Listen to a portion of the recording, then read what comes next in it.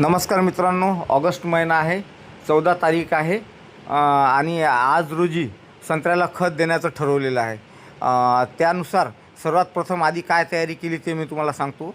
सगळ्यात आधी काय केलेलं आहे, माणसांच्या हातून खड्डे करून घेतलेले आहेत। खड्ड्या करून खत देणार आहे मी, मागच्या एका व्हिडिओमध्ये पण टाकले होते। आणि एका झाडाला 2 इकडनं आणि 2 इकडनं असे 4 खड्डे केलेले आहेत। तुम्ही बघू शकता अशा प्रकारे। खत द्यायच्या आदल्या दिवशीच खड्डे करून घेतलेले आहेत आणि आता आज खत द्यायला सुरुवात केलेली आहे। तुम्ही बघा अशा प्रकारे आता खत देणं सुरू आहे।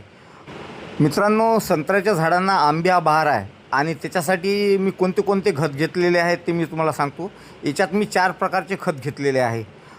पहिलं खत आहे 10-26-26, दुसरं घेतलेलं आहे महाधनचं मॅग्नेशियम सल्फेट 25 किलोमध्ये, तिसरं घेतलेलं आहे वनिता कंपनीचं मायक्रोन्यूट्रिएंट जमिनीतून देणारं 40 किलोची थैली आहे ती, आणि चौथं घेतलेलं आहे सागरिकाची 10 किलोची किट येते ते घेतलेलं आहे।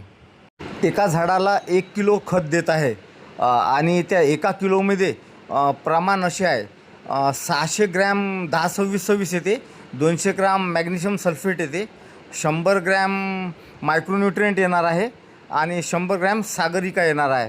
हे सगळं असं प्रमाण 600, 200, 100 ग्रॅम असं प्रमाण करून एका झाडाला 1 किलो खत देणं सुरू आहे। आणि मित्रांनो, झाडांना मी 4 इकडून 4 खड्डे करून खत का बरं देत आहे ते सांगतो। काय होते, जेव्हा आपण झाडांना रिंगण पद्धतीने खतं देण्याचा प्रयत्न करतो किंवा देत असतो, नाहीतर मग 2 साईडला आपण उकरतो आणि खत देतो, लांब उकरी करून खत देतो, त्याच्यात काय होते, मॅनपॉवर जास्त लागते, म्हणजे मजूर जास्त लागते आणि त्याची मजुरी पण वाढते।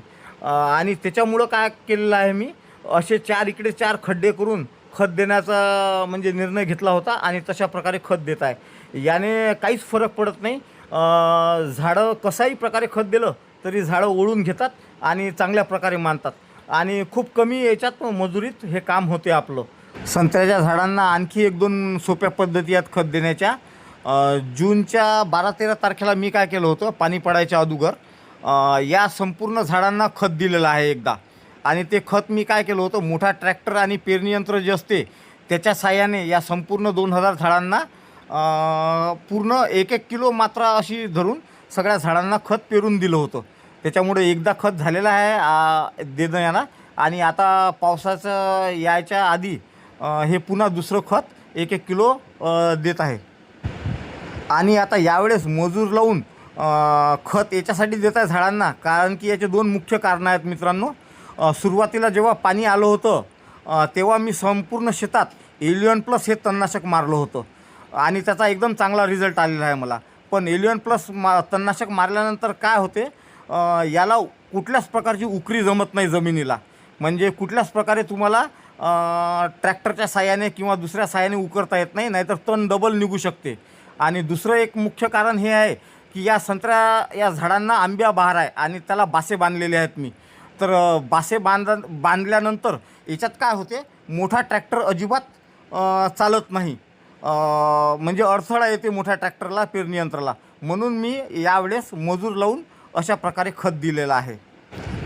आणि आता या सगळ्या 2000 झाडांना मला खड्डे करायला 20 माणसं लागलेली आहेत आणि खत द्यायला 20 बाया लागलेल्या आहेत। एकूण 40 बाया माणसं लागलेली आहेत, ज्याचा खर्च जवळपास 15,000 रुपये मजुरी होईल यांची, आणि प्रति झाड मला 8 रुपये खर्च आलेला आहे मित्रांनो याचा।